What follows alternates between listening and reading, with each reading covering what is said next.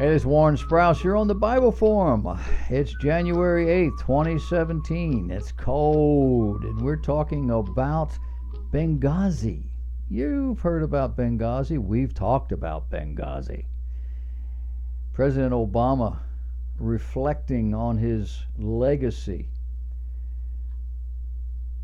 But as he does so, there is now a recording that has surfaced. A recording of then, what do you call them when they're represented? They're the ambassador, is an ambassador to the United Nations, when Secretary of State John Kerry was the UN ambassador, conversing with leaders of Syrian opposition groups, starting to show a little bit more light on his particular approach to ISIS, indicating his administration believed that allowing the Islamic State to grow would serve the White House's objective, which was to oust the Syrian president Bashar Assad. You remember I told you that? I told you that within 6 months after this thing happened. Our government wanted Bashar Assad to go away, and they were willing to help. Have you seen the result of that? We are now hearing about a refugee crisis. We're hearing about millions of people being not just displaced but killed, small children. Why? Because there's a civil war going on. Well, why is there a civil war going on? Why is it that the government didn't put that down quickly? Well, because the United States of America was running guns to the opposition. We wanted this chaos. The recording was leaked to the New York Times and they reported September 30th how that the regime change was Obama's only objective in Syria.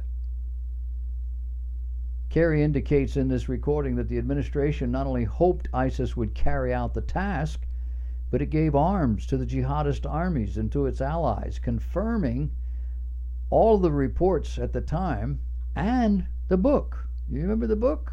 I quoted from the book. Jack Murphy, Brandon Webb wrote a book in 2013. It's called Benghazi, the definitive report. They explained it. Nobody wanted to hear it. The Obama administration's betrayal is exposed in something called See Something, Say Nothing. A Homeland Security officer exposes the government's submission to jihad. This by former Homeland Security officer Philip Haney and WorldNetDailies.com editor Art Moore. Kerry admits the United States didn't calculate that Assad would turn to Russia for help.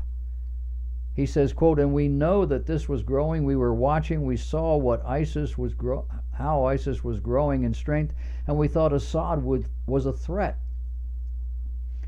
That he would be threatened by all of this. So we thought we could probably manage that Assad might then negotiate, but instead of negotiating, he got Putin to support him. Kerry's off-record 40-minute discussion with 24 Syrians who worked with non-governmental organizations took place during a UN General Assembly. He was the U.S. delegate to the UN.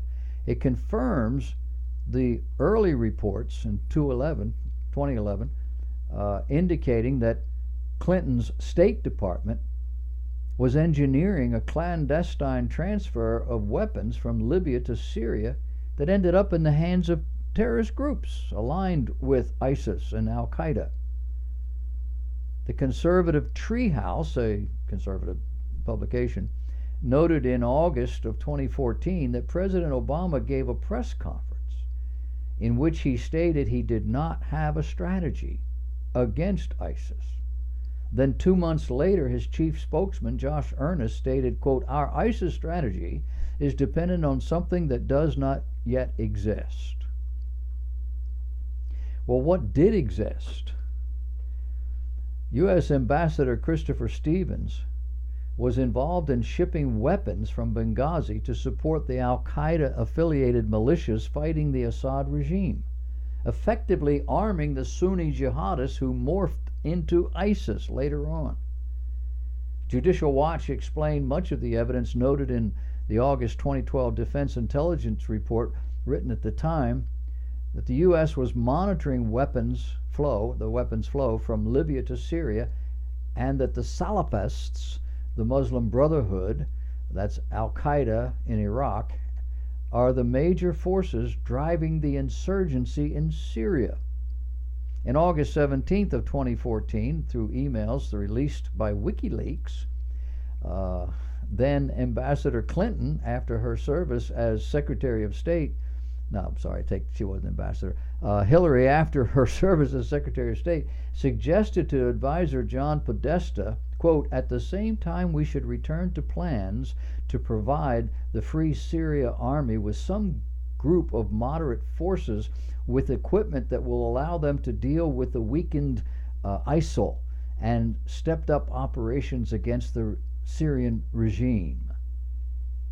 In September 2013, it was reported that Kerry and Senator John McCain of Arizona had relied on the work of a 26-year-old graduate student to argue in testimony before the Senate Foreign Relations Committee that the Obama administration should send weapons to arm the moderate Syria Free Army to oppose the Assad government in Syria. The extended lobbying efforts conducted in Washington to advance the Free Syrian Army as a, quote, moderate group, despite the evidence to the contrary, had been declared or was pushing for this moderate group that had already been declared a terrorist organization by the State Department, had pledged allegiance to Al-Qaeda's top leader, al-Zawahiri, and was the group of choice for foreign jihadists pouring into Syria. This 26-year-old graduate student had arranged for Senator McCain to make that trip. In November 2013, it was reported that Libyan expatriates had claimed Benghazi, or that the guy running the guns for Syria, a guy by the name of Belhaj, was actually in Libya.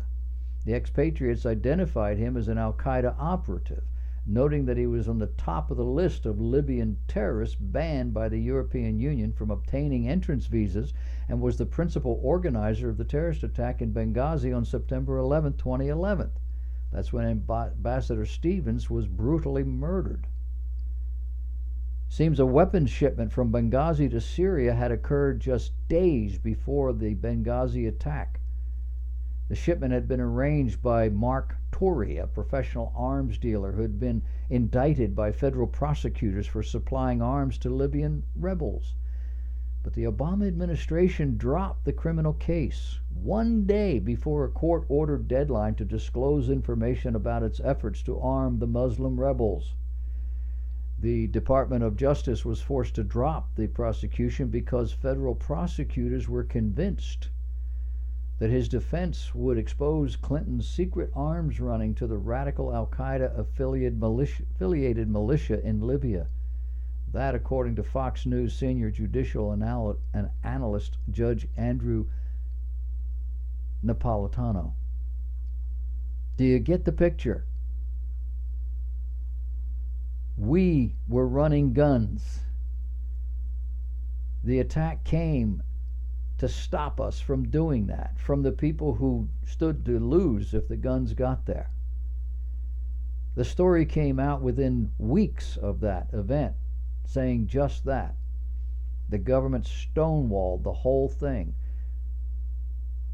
Hillary Clinton stood out at a funeral talking to the parents of these slain men who were gunned down, because we would not send them any help, saying that it was about a video that this guy in California had put together, and it was being circulated in Egypt, and that's what stirred the whole thing. The guy who did the video went to jail. Hmm? It is a tangled web we weave when first we practice to deceive. And when you trust your government too much, be careful.